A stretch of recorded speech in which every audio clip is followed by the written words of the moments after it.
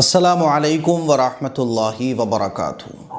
रमज़ान के मुबारक महीने में हम लोग कुरान शरीफ की खूब तिलावत करते हैं। जब हम कुरान मजीद की तिलावत कर रहे होते हैं तो सजदे की आयत आती हैं, जिनको कहा जाता है सजदे तिलावत की आयतें, यानी वो कुरान मजीद की आयत जिसको अगर हम पढ़ लें तो हमारे ऊपर सजदे तिलावत वाजिब हो जाएगा, यानी हमें सजदा करना ज़रूरी होगा। ये पूरे कुरान मजीद में टोटल 14 आयतें हैं जहाँ पर हमें सजदा करना चाहिए कुरान पढ़ते हुए। आज मैं आपको बताऊंगा कि कुरान मजीद की तिलावत करते हुए सजदे की आयत आ जाए तो हमें सजदा कैसे करना चाहिए, ये पूरा आप तरीक़ा समझ जाएंगे। देखिए, सजदे तिलावत करने के दो तरीक़े होते हैं। एक तरीक़ा तो ये होता है कि जैसे ही सजदे की आयत आपने तिलावत की तो आप कुरान मजीद को क्लोज़ कीजिए, बंद कीजिए और डायरेक्ट सजदे में चले जाइए।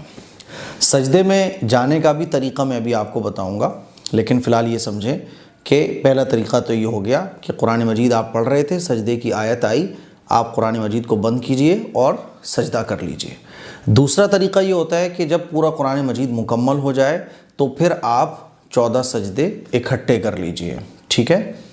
या फिर आप तीसरा तरीक़ा ये भी इख्तियार कर सकते हैं कि आज पूरे दिन में आपने जितने पारे पढ़े और आज पूरे दिन कुरान मजीद की तिलावत में जितने सजदे की आयत आपने तिलावत की तो आप उस दिन के सजदे उसी दिन कर लीजिए। मिसाल के तौर पे 2 सजदे की आयतों को आज आपने तिलावत करते हुए पढ़ा, ठीक है, तो 2 सजदे आपके ऊपर वाजिब हो गए, तो आप किसी भी टाइम उन 2 सजदों को अदा कर सकते हैं, ठीक है। तो ये 3 तरीक़े हो गए सजदे तिलावत के, है ना, कि जब सजदे वाली आयतें हम तिलावत करें तो कैसे हमें सजदा करना चाहिए। अब मैं बताता हूँ कि सजदा करने का तरीक़ा क्या है। तो इसके भी 2 तरीक़े हैं। पहला तरीक़ा तो ये है कि आप बैठे हों तो बैठे बैठे आप सजदे में चले जाएं डायरेक्ट अल्लाह अकबर कहकर। मिसाल के तौर पे मैं बैठा हूँ, जैसे अत्तहियात में बैठते हैं ऐसे मैं बैठा हुआ हूँ। अब कुरान मजीद मैं पढ़ रहा था या चेयर पे बैठ के मैं पढ़ रहा था, तो सजदे की आयत आ गई तो मैं कुरान मजीद को बंद करूँगा और बैठे बैठे मैं सजदे में चला जाऊँगा, ठीक है। अल्लाह अकबर कहकर मैं सजदे में चला जाऊँगा और सजदे की तस्बीह पढ़ूँगा, सुबहान रब्बियल आला, सुबहान रब्बियल आला, सुबहान रब्बियल आला, ठीक है। दूसरा तरीक़ा ये होता है और अफजल तरीक़ा यही है कि कुरान मजीद की तिलावत करते हुए सजदे की आयत आई, आप कुरान मजीद को बंद कीजिए और स्ट्रेट खड़े हो जाइए। खड़े होने के बाद क़िबले की तरफ आपका रुख होना चाहिए, आपका वज़ू होना चाहिए और आप फिर सीधे खड़े हो गए। उसके बाद अल्लाह अकबर कहकर डायरेक्ट आप सजदे में चले जाएं, आपको हाथ नहीं उठाना। ऐसे आप खड़े हो गए, अल्लाह अकबर, डायरेक्ट सजदे में चले गए। 3 मरतबा तस्बीह पढ़ी आपने सजदे की, उसके बाद अल्लाह अकबर कहते हुए आप सीधे खड़े हो गए, बस, ठीक है। लेकिन कभी कभी क्या होगा कि आपको ज़्यादा सजदे अगर करना हो, मिसाल के तौर पे इकट्ठे सजदे आप कर रहे हैं, 14 सजदे आप इकट्ठे कर रहे हैं, तो फिर इकट्ठे सजदे कैसे करेंगे। तो सबसे पहले आप स्ट्रेट खड़े हो जाइए, अफजल तरीक़ा। स्ट्रेट खड़े हो गए आप क़िबले की तरफ रुख करके, आपका वज़ू है, अब अल्लाह अकबर कहकर आप डायरेक्ट सजदे में चले जाएँ।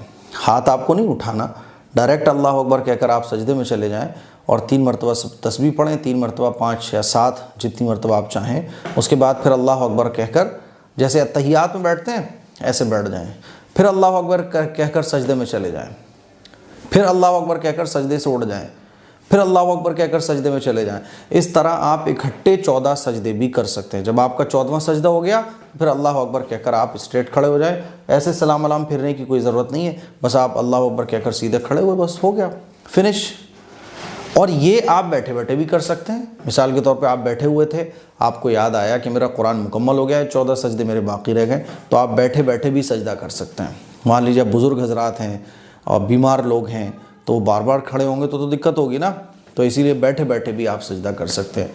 2 सजदे आपको करना है तो जैसे आप बैठे हैं, पालती मार के बैठे हैं, अत्तहियात में बैठे हैं, आप डायरेक्ट अल्लाह अकबर कहकर सजदे में चले जाएँ। ये तरीक़ा मस्तूरात के लिए भी है और मर्द हज़रात के लिए भी है, ठीक है। जैसे आपने देखा होगा इमाम साहब पढ़ाते पढ़ाते जैसे ही सजदे की आयत आती है तो फ़ौरन सजदे में चले जाते हैं। तो मुझे उम्मीद है ये कुरान मजीद के 14 सजदे करने का तरीक़ा आपको अच्छे तरीके से समझ आ गया होगा।